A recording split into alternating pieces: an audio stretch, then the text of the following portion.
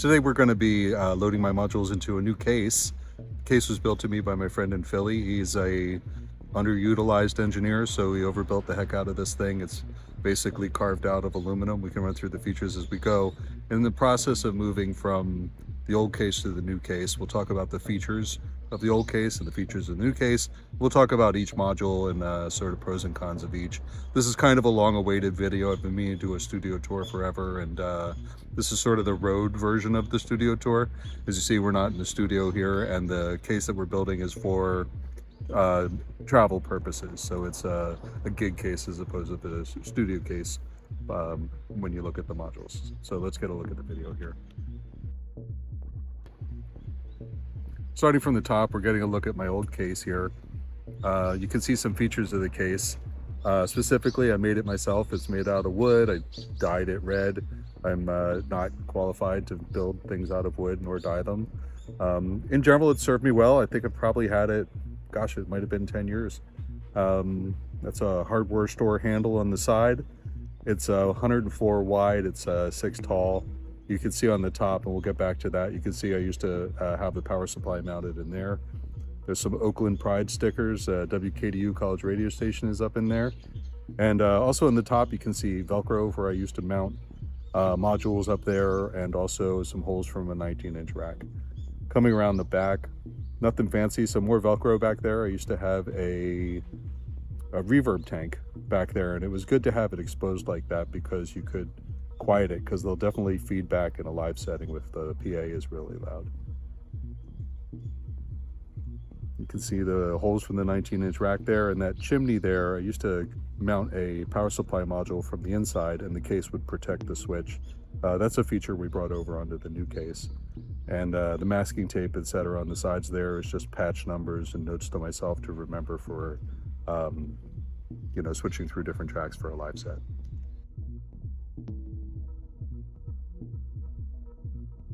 So pulling the spaghetti out is always cathartic. A lot more care went to putting those cables in than went to pulling them out, for sure. But it's a necessary step here. I did take notes, but really when I go and put all the modules back in, they'll be in different places, and B, it'll be a different patch when I put it back in. You never really step in the same river twice with this stuff.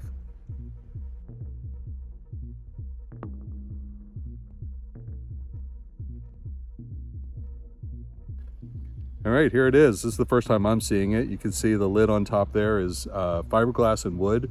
Jeff apparently has a vinyl cutter, as you can tell from the logo up in there. The case itself is aluminum. You can see a more formalized version of the rack spaces in the top of the case there.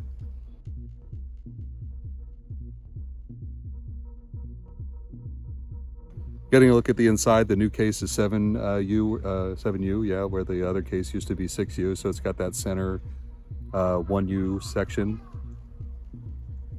We gave some thought to whether the 1U section goes in the top or the bottom and the center, and I think center, since it's going to kind of serve as a utility and a bus, but it was definitely a choice.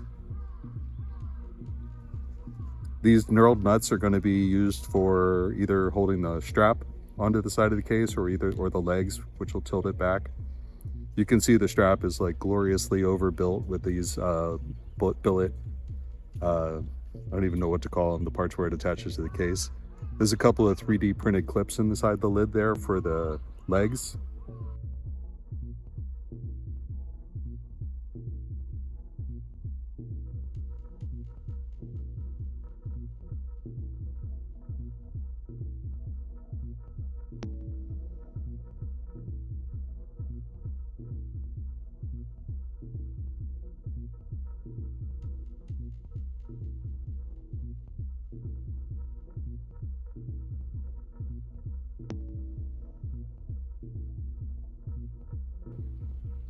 This is a view from the inside of the chimneys there. You can see it's about 8 HP. In the end, spoiler alert, we're only going to be able to use half of those because it's too close to the front of the case to make use of the top half. But you'll see the modules like the power supply will mount from the underside there. And then those orange bumpers on the top of the case will act as a protection for the modules, for example, at the power supply, so that you can't come by and bump the switch. I'm using a bus board here, and I didn't really fully think that through with an aluminum case, having the bus board mounted up against the case, but in the end we put a couple pieces of adhesive Velcro in the back of that to kind of hold it up from the back of the case and insulate it. And I ended up, you see in the video there's only 3 pieces of Velcro, but I actually ended up putting Velcro all the way across the entire thing because I didn't want the bus board to be flexing. Here you can see the power supply module mounted in there. That looks pretty good. It looks like the switch is going to be protected. It's easy to reach. I like that a lot. I think that's really going to work out. First module to go in is going to be the Moog Mavis. Spoiler alert, this doesn't actually make it into the final version of the travel case, but it does make it into the video here. Moog Mavis sounds amazing. The filter is great. The oscillator is great. The features are pretty good. It's one LFO, one envelope, and then you kind of have a crossfade between whether you're modulating with the LFO or the envelope. It's actually really fun to play. It doesn't make it into the final case for 2 reasons. First of all, as you can see, it is quite wide. And the second reason is that there aren't a ton of CV controls. There are some, but I always felt like I could use 1 more or 2 more. So definitely it's going to stay in the studio, but maybe doesn't go on the road with. Right next to that is the Akemies Taiko. Akemies Taiko is a heartbreaker. It's an amazing sounding module, but the knobs basically go from different settings. So instead of having a switch to say waveform 1, waveform 2, waveform 3, it's a knob and it just sort of switches from waveform 1, waveform 2, waveform 3 as you go, and it doesn't blend among them. Same thing, it has like 5 or 6, maybe 7 algorithms, and it doesn't blend between the algorithms. You're not crossfading between how they sound. So when you're modulating it or performing with it, as you turn a knob, you're getting giant changes from one setting to the next. That all said, if you do find a sound and you get lucky, they sound amazing. It either has these incredibly icy FM sort of otherworldly noises, or you have these whoopy LFO noises that are really cool. There's a built-in LFO that goes between sort of the low pitch and the high pitch. Unfortunately, that doesn't go very slow, so the slowest the LFO will go about quarter notes at 120 BPM, and it's not synchronized. So that's what I mean. It's a heartbreaker. It makes all these amazing noises, but kind of when it feels like it, not necessarily when you feel like it. Next to the Akemies Taiko are the low-pass gates. I have 3 dual low-pass gates from Meng-Key. I guess they're called dplpg, and they're great. They don't take power. They're very small, as you see. I use them kind of like one might use a VCA, so it's very easy to put them in. They're not expensive. You don't have to power them. They don't take a lot of space, and they do the job. They have a little bit of low-pass gate character, which isn't maybe super important to me. But if you're sending a AD envelope or a Tactic envelope to it, you get basically all you need and not much else. Right next to that is a 2 HP play module. I'm using that for hi-hats right now. It takes modulation really nicely. It has pitch modulation. It also cycles between a number of different a number of different samples through control voltage. So you can modulate the pitch and the samples as you go. It also has a knob to just sort of set a center point for the switch, and another knob, the pitch, and then another knob to set as a center point for the sample. Next to the 2 HP play is the Empress Zoia Euroburo, which they refer to as Zebo, so this thing has 4 names. It's just a powerhouse. You can see it takes 4 control voltages in and gives you 4 control voltages out. It takes stereo in or 2 mono and stereo or 2 mono out. All those buttons and switches on there, you use them to create your program, and then you use them to edit your programs or modulate. So you can build custom interfaces where you have just all the buttons are controls to different settings you can change on the module, or you can have them blink and change color, maybe change color, definitely change brightness according to like how strong a signal is or how loud it is. The reverbs on there are amazing. My standard routine is I find a community patch from Patch Storage that I like, that sounds good, and then I add a bunch of utilities to it. So for example, they have a Hino, H-A-I-N-O, I forget the name of it, but it's a grain delay kind of thing. And so you take that, it sounds amazing, and it uses grain delay, and then I need envelopes, so I have a whole other page full of envelopes and control voltage, and I have a looper that I basically add to pretty much everything, so you find where the original patch has its outputs, and then add a delay to it, and the delay is clock synced, and then with one button you can set it to 100% feedback, turn off the input to the delay and it'll just loop, for example. It's just such a powerful instrument. And the CV version, which is the euroburo, is just so great. It does a million things. They sound good. The effects all sound good. It's super powerful. If I had room for two and could justify it, I would definitely have two. I would have no trouble finding use for two euroburos. Coming up to the top of the case is a favorite at home. It's Pam's new workout. So they've had three, right? There's the Pam's New, and Pam's Pro. This is the middle one. If it broke, I would get a new one. I would get the Pro. It's definitely a keeper. My only issue with it, I guess there's two issues. My first issue with it was, as shipped, they come with a dark red screen over the print, so it's actually a little hard to see. But if you take the faceplate off, you can just flick that screen off, and then you can read the display a lot easier. The other thing is my knob is kind of sticky. Sticky? What's it do? Skippy. My knob is kind of skippy. So that's not great. It's an encoder, a stepped encoder, and it works better as the module warms up. But when you first turn it on, it's a little hard to use to edit. I use PAMs for just about everything. The way it usually works is when I'm developing a patch, I have a big LFO or like a maths kind of module or a rampage, and I build the patch using that while I'm trying to figure out how the patch works and what knobs to tweak. And then when I start to figure out, oh, this one likes, squares, and this one likes, I don't know, logarithms, and this one likes LFOs fast or random or whatever, I just move all those features into PAMs. So when I figure out how like a certain voice works musically, I start moving those features over to PAMs, because you can create envelopes, you can create squares, you can use slowly evolving LFOs. It's got a clock divider in there and multiplier. So, and also smooth random noise. So it's got regular noise, but it's also got smooth random noise. So you can just have this thing kind of wander aimlessly like a drunk walk.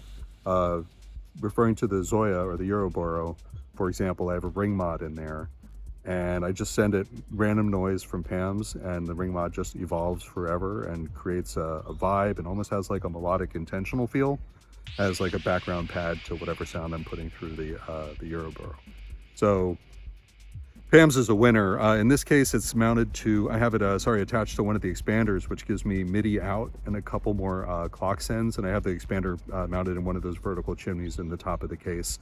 And yeah, that's just paying off. That's a keeper. Next to PAMs is the Future Retro Transient. I actually have two of these. It's the Transient, and then I've sent them in to get the upgrade to the Transient Plus, and I forget what you get with the upgrade, but whatever it was definitely worth it at the time. I love this module. It's kind of like an Octatrack, and as frustrating as an Octatrack is, this is like an Octatrack, but you're editing it through a keyhole, so it brings a whole new level of frustration. To add to that a little bit, my encoders are skippy, so you're editing it badly through a keyhole, drunk. That all said, totally worth it. That takes 2 control voltages in. There's 2 attenuverters for the control voltages. There's 2 more knobs for settings. Everything's assignable. There's built-in LFOs, there's built-in envelopes, there's built-in ring mod compression. There's a bit crush kind of thing. There's a filter. You can have all of that controlled from the front panel. You can have all of it controlled randomly. You can use the factory patches. You can build your own patches, or you can just hit the randomize button and play whatever comes out. When I first got the module, it had, I don't know, they probably have 100 samples built in. Over time, what I've learned is 10 samples, 15 samples, something you can get your arms around. Don't make it something for everything. Just make it like the purpose-built thing. What I have going in there right now is I have maybe 10 or 15 of my own kick drum samples from my drum machines. And I have a patch that lets you select the sample, modulate the sample, modulate a bandpass filter basically, and also control all those things, and it's just great. It's just so musical. It sounds great. It's fun to play. In a way, it's kind of set it and forget it, and it's the anchor of my tracks right now. I couldn't be happier, and I'm looking forward to mounting the second one. I only have the one mounted right now, and I just love it. I would have more.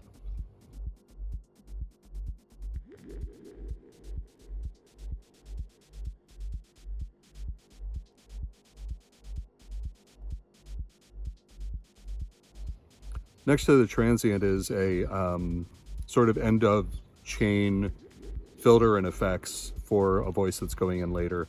In this case, I've got a Wmdssf. It's a multi-mode filter. It's a little dry sounding. It doesn't have a ton of character, but it does have a ton of features. It's got a ping setting. It's got a nice sounding resonance if you just use it as an oscillator. It's got frequency modulation for the filter, which is great. And then it has low, medium, and low band and high pass outputs, as well as just obviously your regular resonance and cutoff controls. It does the job. It doesn't take a ton of space. It doesn't have as much character as the Ripples, which is 2 modules over. And it's based, I guess, on the CS80 filter. No, Juno filter. It's based on the Juno filter. And that one has personality. Everybody describes it as creamy and smooth. It's just lovely. The resonance isn't particularly beautiful, but it does give it a little bit of an acid snap if you kind of put it right on the edge. That's got low band and high outputs as well, an FM control, and also a built-in VCA, which you don't have to use, but you can use. I mostly don't, but if you need a VCA, there's a built-in VCA for that. So you can control voltage to the gain, control voltage to the cutoff frequency. Those are paired with a pair of effects modules. I have a audio damage Dplr, I assume, which is a delay module. You can pick them up for cheap nowadays. I've seen them going for 70, 80 bucks. It has a ton of personality. It's one of these modules where they imagine a filter. It's digital, but they imagine a filter between the, or in the feedback loop. So it goes, you can set the sort of color of the filter and the amount of filter and the amount of sort of pitch warble in the feedback loop. And it's subtle, but it just sounds really good. It's totally worth it. That's mono in, stereo out. So there's 2 knobs for delay time. So you can have it sort of ping pong if you want, or, you know, you can tune it to by ear to be clocked, not clocked, but on the time. Or you can set it really short for kind of a chorus effect, or really long for a, you know, a long tail. It doesn't, oh, and then the feedback does go all the way up into oscillation. It doesn't have a long time. It's not like a 2-bar delay. I'd say that's the biggest limitation, is the time is on the shorter side. The Pico DSP is right next to that. I mostly have that set to like a colorful pitch bend delay, and it just does the job. It's a great utility. If you're not using it for anything else, you can use it for reverb. It's got clean delays and ping pong delays, and this one I think is the yellow or orange, and it's the pitch bend delay. So one of them is kind of a combination time and feedback, and the other one is whether it pitches up or pitches down in the repeats. And it's, you know, does the job. Doesn't take up a lot of space. Doesn't take up much power. Definitely punches its weight.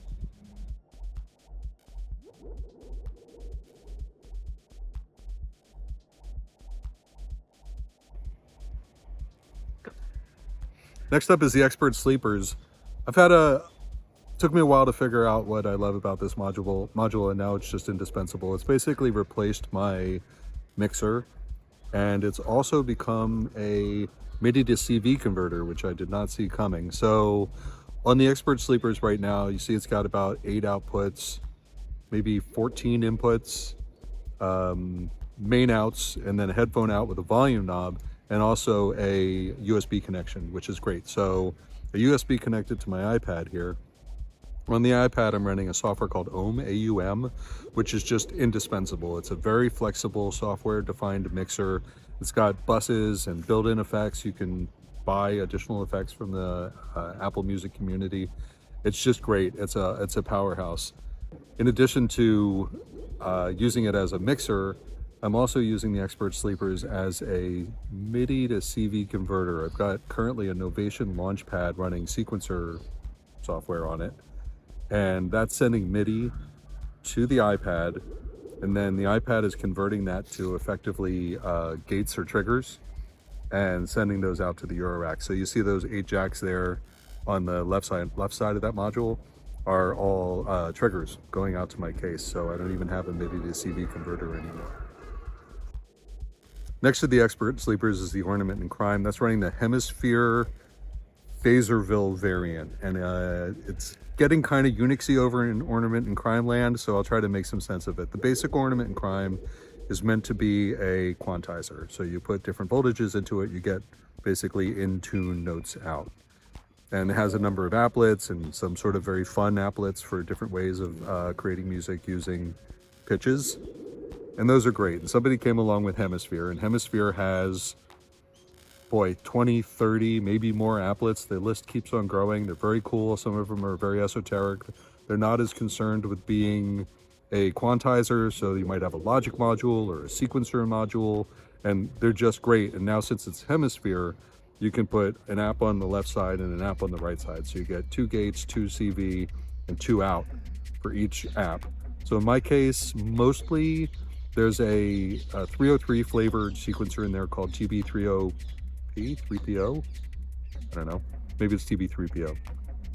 And sometimes I run 2 of those, and that will give you up to 32 steps of kind of acid flavored gates and voltages. And then for my purposes, I send some of the gates to some voices and some of the voltages to other voices. It's just a great app. And then Phazerville came along and started just developing apps like crazy, and making it more possible to sort of create your own versions of what apps are installed on your device, because we're at a point now where there's more apps than memory for the device. I'm using the Teensy 3.2, I really don't know, Teensy 3 version. And now there's a Teensy 4 version of the app and Teensy 4 version of the module, and it's a whole other set of software suite that I won't even actually have available to us on the Teensy 3 version. So nowadays, if you're looking for an ornament crime, definitely take a look at what's available in the 3 and the 4. You have to sort of start familiarizing yourself with all of that. For my purposes, I'd love to have a 1U version, because I love the envelopes that they have in the peaked, P-I-Q-U-E-D applet. And I'd love to be able to run that side by side with, and that has Euclidean on it, which is great. And I'd love to be able to run that side by side with the 303 acid sequencer that I do use right now. Next to that is another sequencer of sorts called the Penta. It's called Penta because it got 5 different control voltages on there, and you send it a trigger and it just rotates through the voltages. It accepts a reset. So for my purposes, I use the 5 steps and then the next 3 and send it a reset. So you get 1, 2, 3, 4, 5, 1, 2, 3, 1, 2, 3, 4, 5, 1, 2, 3. And I just feel like that's pretty musical. I use it for, control voltages in my voices. I use it for modulating filters, or just sort of adding a groove maybe to the hi-hats or something. Great bang for the buck, doesn't take a lot of space, super easy to control. It'll give you 3, 4, or 5 step pattern lengths, and it's got that reset, so it's just great. I did actually have 2 of them at some point. I think one of them broke, but I would totally have 2 of those. And then the last module in the case there is my main voice. That's the Schlappi Engineering 3-body, and if you look at that, it's got 3 oscillators, and you can kind of make them out because it's got the black row of knobs on the one side and the black row of knobs on the other side, and then the center it's got the silver row of knobs.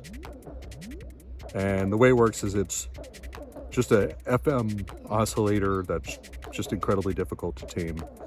The left oscillator will modulate the center oscillator, which will modulate the right oscillator, which will modulate the left oscillator, and then that all works the same in the other direction. It's just bonkers.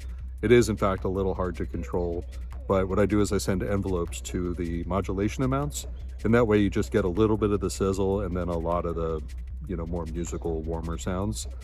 I just love the way it sounds. It's got, for each of those 3 oscillators, it'll give you what they call sine and cosine. It's kind of cool. You get the sine wave, and then you get another sine wave just a little 90 degrees out of phase. So if you send them to the left and right, you get a great stereo effect. They just sound great together. The center oscillator, you have a square, a saw, and maybe another sine wave. Maybe it's a triangle wave. I don't remember. Whatever it is, they're all great. There's jumpers on the back, so you can configure it so that when you pull the square wave out, it's not all gnarly and modulated like the other waveforms are. It's just great. You get fewer waveforms on the left and right oscillator, and the way I basically use it is the left oscillator I turn to a very low speed and use it as basically an LFO to pitch modulate the center oscillator, and then the right oscillator I have tracking the voltage. So it's a much more gnarly, faster FM modulation of the center oscillator. And then I also pull audio out of that modulating oscillator as well. So you get a ton of music out of this thing. You can pull, what is that, 10 or more waveforms out of it, and you know, handle them differently through different gates or whatever, and it just sounds great.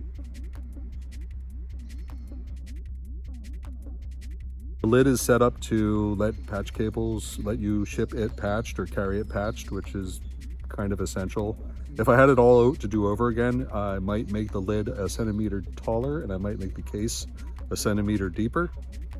And that's really about it. I've been living with this for about a month now. I'm super happy. It does the job. It makes my music better, which is great. And it's made it possible for me to travel with the thing, because I can put it in an overhead bin or carry it through airports with that shoulder strap, carry it on trains. It's really rugged.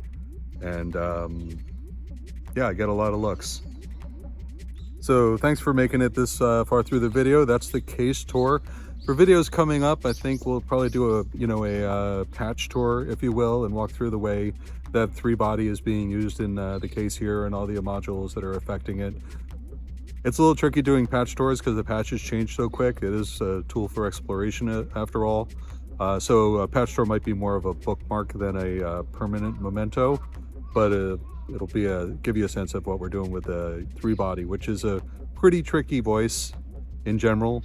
And it gets a ton of support from the other modules in there, the low pass gate, the zoia or euroburo, the filters, the effects. Another video we have coming up in Japan, and we're here at the Tokyo Festival of Modular. We'll do a quick review of the convention there, and also get an interview with Hadaken, who's one of the organizers of TFOM. While we're here in Tokyo, we had a chance to go to Clockface Modular, which is just an amazing store. The folks there are incredibly knowledgeable. They got these incredible in-depth tours of RYK modules that they have there, among others, but their knowledge of the RYK modules is amazing, considering what deep instruments they are. So thanks for tuning in. We'll see you next time. Thanks for watching.